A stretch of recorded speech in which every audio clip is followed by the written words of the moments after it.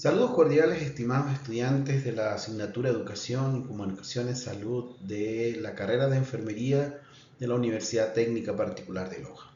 En esta oportunidad vamos a desarrollar un contenido denominado Programa de Educación para la Salud de parte de este servidor.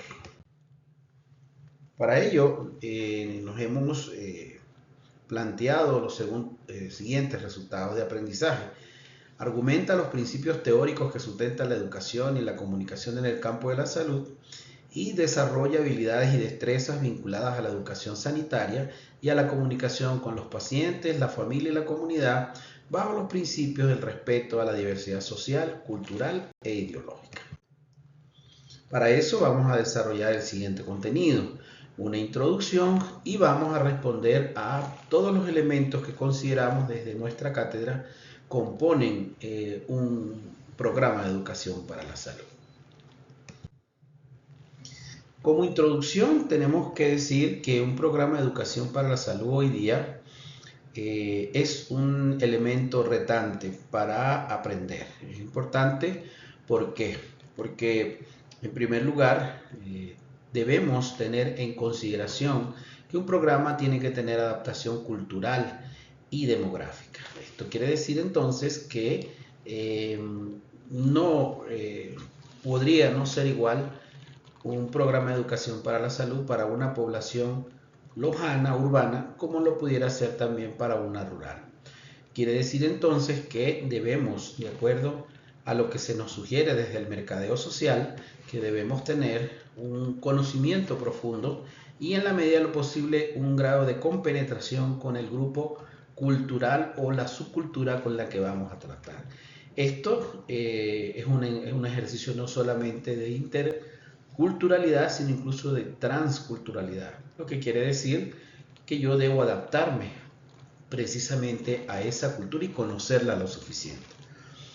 Lo otro es que hace 20 años era impensable hacer, por ejemplo, campañas de educación en salud a través de medios digitales. Hoy día es al contrario, es un requisito porque todo el mundo en general, o casi todo el mundo, tiene acceso a estos recursos, por lo que debemos pensar en una forma mezclada de plantearnos recursos de educación para la salud, tanto físicos como en muchos casos digitales.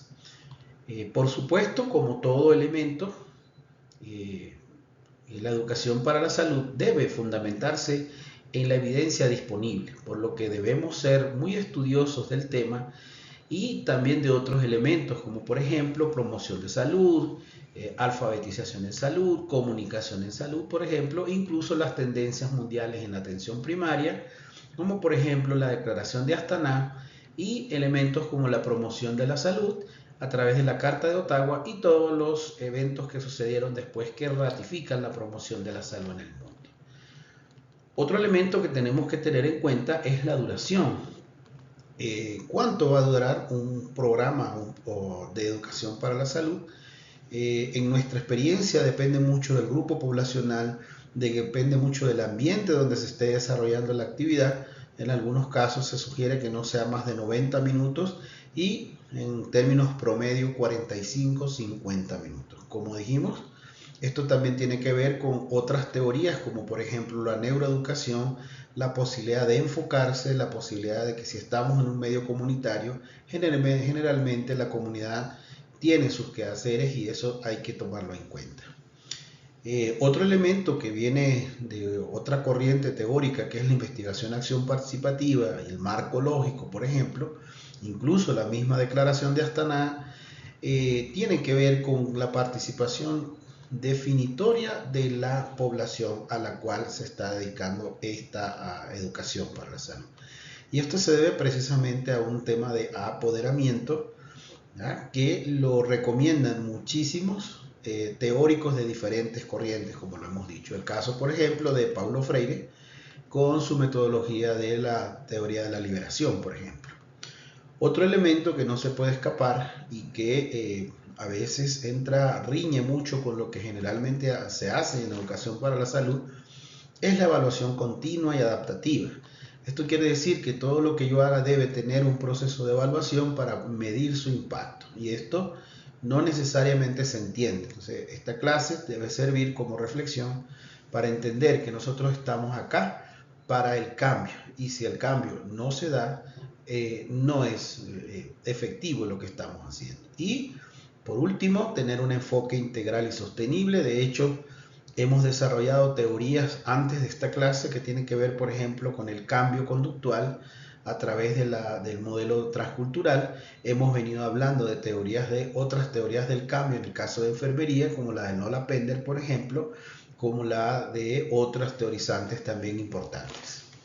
Entonces, luego de esta introducción, entramos a ver cada uno de los componentes que debe tener un programa de educación para la salud. En primer lugar, evidentemente tiene un título, pero a pesar de que esta sea simplemente una frase, no es tan fácil solo el hecho de colocar un título. Vamos a hablar a partir de ahora de las buenas prácticas y de aquellas recomendaciones para evitar situaciones de momento que no le favorecen al cambio conductual. El primer tema es que debe ser completamente adaptado a la población objetivo. Incluso la sugerencia es que preguntemos en la comunidad antes de establecer un programa cómo podría llamarse en términos muy locales este título, ¿ya? ¿Cómo podría llamarse esta intención, este programa? Lo otro que tienen que demostrar es alta sensibilidad cultural. Por lo tanto, evitamos mucho, o debemos evitar, el hecho de la invasión de parte nuestra de, de nuestra imposición, probablemente, que a veces es muy frecuente, de un tema puesto en términos muy técnicos. Y esto también tiene que ver con el tercer elemento del título: utilizar lenguaje sencillo y comprensible. Muchas veces nos empeñamos en llamar a un proyecto o un trabajo de este tipo de una manera que nadie lo comprende, y por lo tanto nadie puede apropiarse de esto como decir querer aprender, ¿no? También el título tiene que ser propositivo y en la medida de lo posible elegido por la comunidad. Como lo decíamos al principio, esto es lo ideal. Lo otro es que debe tener un sentido positivo, es decir, debe hablar de la solución más que del problema. Tiene que ser motivador para que se pueda alcanzar en el tiempo muy corto, y por supuesto tiene que generar esa semillita de duda que necesitamos para que la gente se enganche con esto. Ahora la introducción. Para desarrollar este programa de manera escrita, es importante que la introducción destaque clara y completamente los conceptos del título. Si yo voy a hablar de lactancia materna, esta introducción debe comenzar precisamente definiendo a través de las páginas web de los organismos oficiales que mejor conocen el tema. Es un ejemplo, pero puede ser con cualquier tema. Lo otro es que describa exhaustivamente la importancia del tema para la aprobación. En la medida de lo posible, que presente datos e información relevante y actualizada, pero tal vez que no genere alarma, porque uno de los elementos que no se sugiere en la educación para la salud es que se trabaje con la población hablando en términos negativos y metiendo miedo. El miedo no es una forma permanente, no es una forma adecuada de aprendizaje, porque no garantiza que a largo plazo este conocimiento se quede. Y lo otro es que se explica detalladamente el por qué, es decir, cómo se justifica nuestro trabajo y el para qué, es decir, qué queremos lograr con esto, que en este caso serían los objetivos. En nuestra propuesta de plan o de programa de educación para la salud proponemos 5 objetivos. ¿Ya? Estos 5 objetivos, el primero ataca un elemento importante que no todos los programas toman en cuenta, que es precisamente la parte actitudinal. Y por lo tanto podemos plantearnos nuestro primer objetivo, como ya lo vamos a ver, en términos de pregunta, por ejemplo. Entonces, entender que no es solamente la parte cognitiva la que se trabaja en este momento, sino también la parte actitudinal.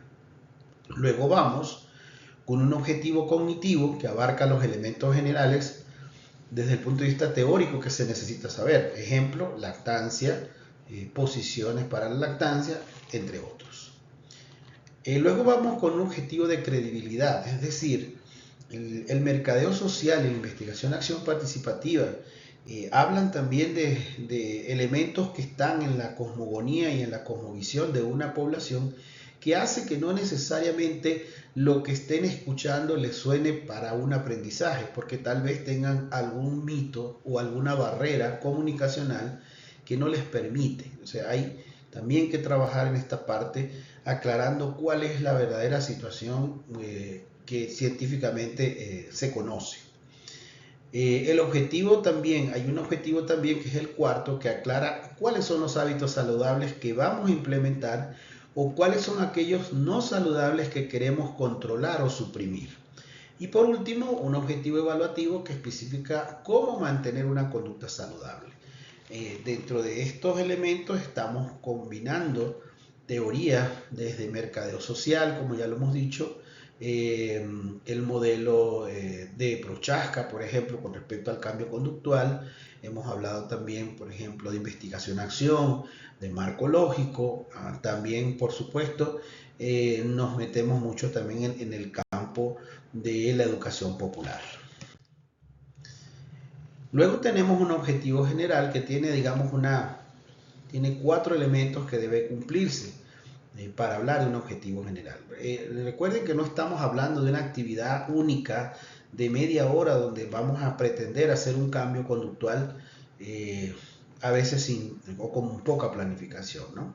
Los elementos que debe tener un objetivo general para el cambio, en primer lugar se debe plantear el tiempo, es decir, tenemos que ser muy comedidos con cuánto tiempo esperamos nosotros que que se dé este cambio.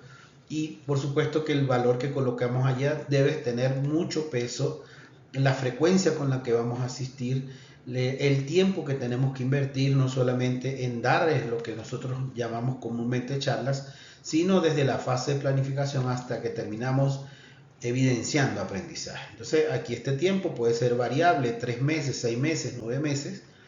Luego viene un elemento de cantidad, que es cuánto se ha incrementado esta conducta que yo quiero.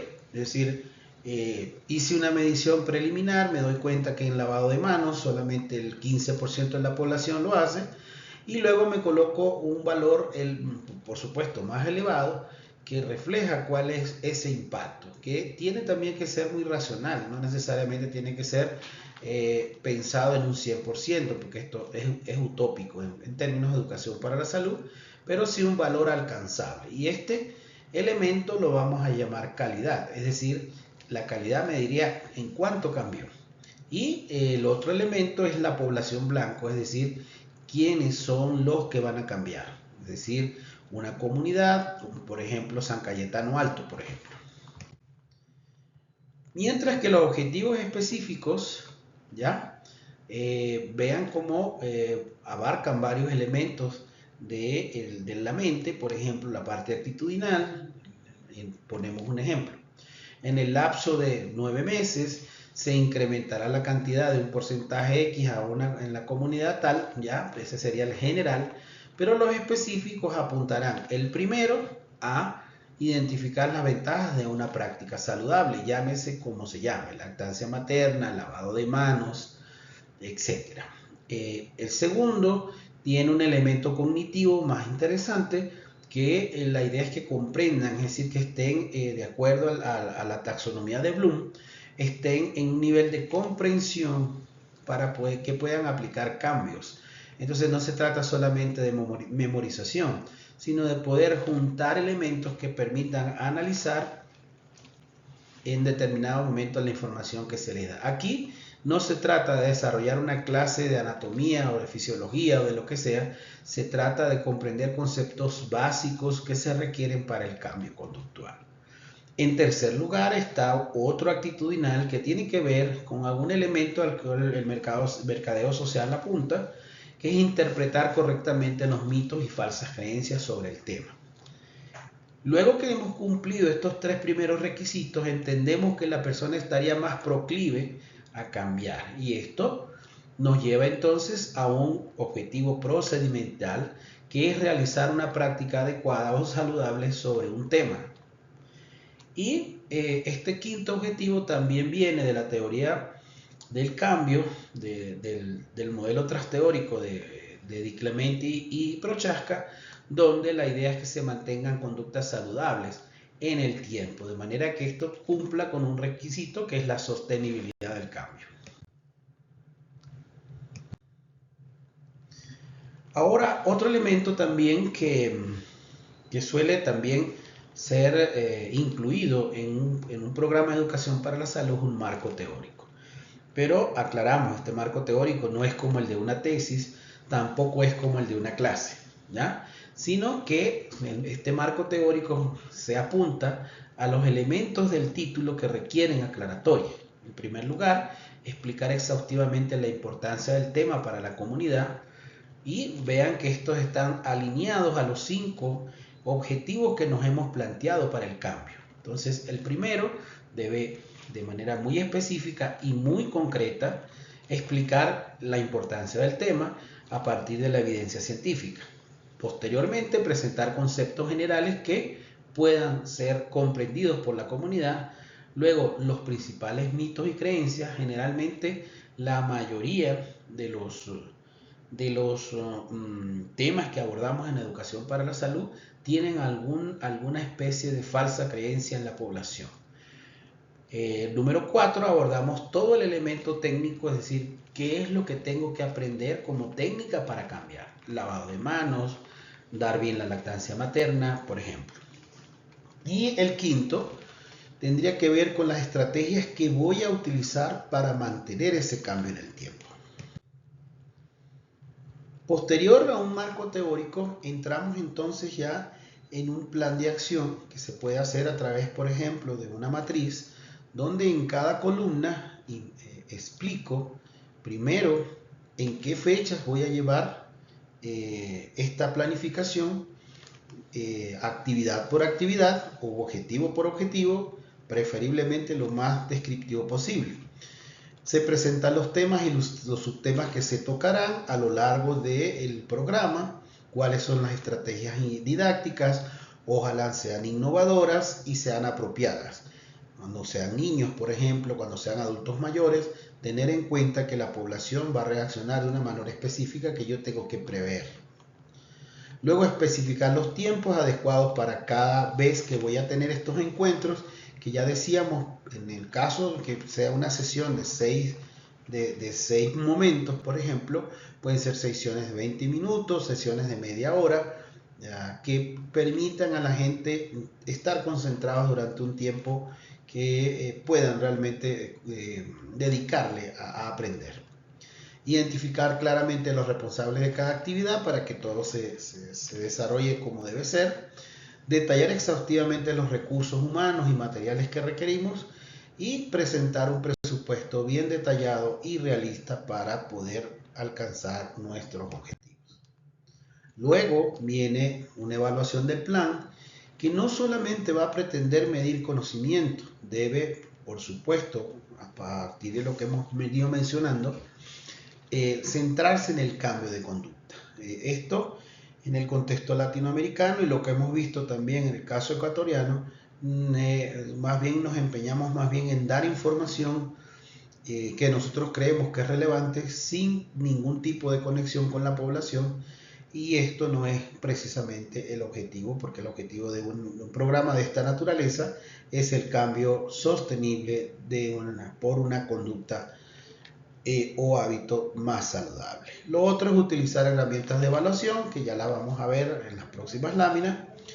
Incluir pruebas y demostraciones prácticas completas, donde si yo tengo que hablar de lactancia materna, yo debo hacer la práctica cada vez que sea necesario, y dejar material, por ejemplo, como videos, que me permitan entonces precisamente trabajar las veces que necesite el reforzamiento de una técnica específica. Y lo otro es presentar evidencias sólidas sobre el impacto. No vamos a decir, sí, dimos una charla, entre comillas, y volvimos y esto está bien. No, esto no funciona de esta manera. Incluimos en este material un poco el tema de evaluación, porque no necesariamente todo el mundo estaría habituado a luego de aplicar o antes, o sea, la idea es que evaluemos el conocimiento o las prácticas antes de comenzar un plan de acción y posterior para que podamos medir la diferencia en un porcentaje de antes y después. Les voy a poner un ejemplo.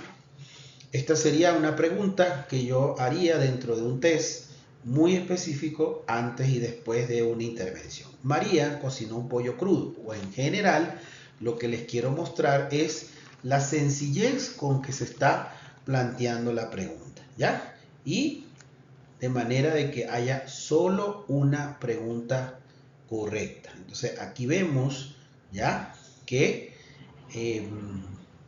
debo aplicar una medida previa y una posterior para medir, como ya lo dijimos, el impacto. Les voy a mostrar algunas otras. Evidentemente la que está subrayada es la, digamos, la correcta, de acuerdo. Vean el formato, muy sencillo. En este caso pusimos como ejemplo lavado de manos, porque bueno, es una práctica que teníamos que haber aprendido mejor con el tema de la pandemia, por ejemplo. Aquí otra vez, aquí estamos apuntando, por ejemplo, a una creencia, ¿ya? Que tiene que ver con la temperatura del agua, por ejemplo.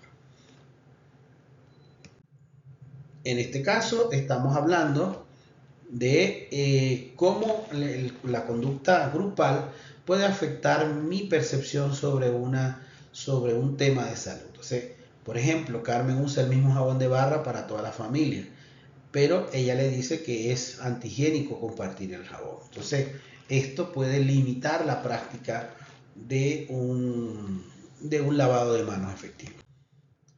En este caso, estamos viendo una práctica inadecuada porque Luis se lava las manos rápidamente.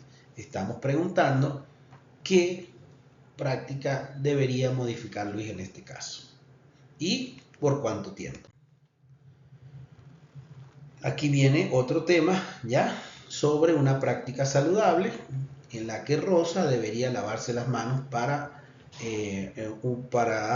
tener una jornada laboral que le permita tener una práctica saludable. Igual, aquí venimos con otra que tiene que ver más con alguna creencia o una mala práctica.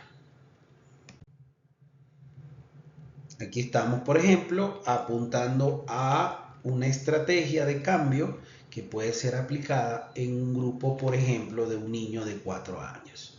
Tal vez una medida innovadora o tal vez una medida más impactante implica cantar 2 veces la canción Feliz Cumpleaños mientras me hago el lavado de manos.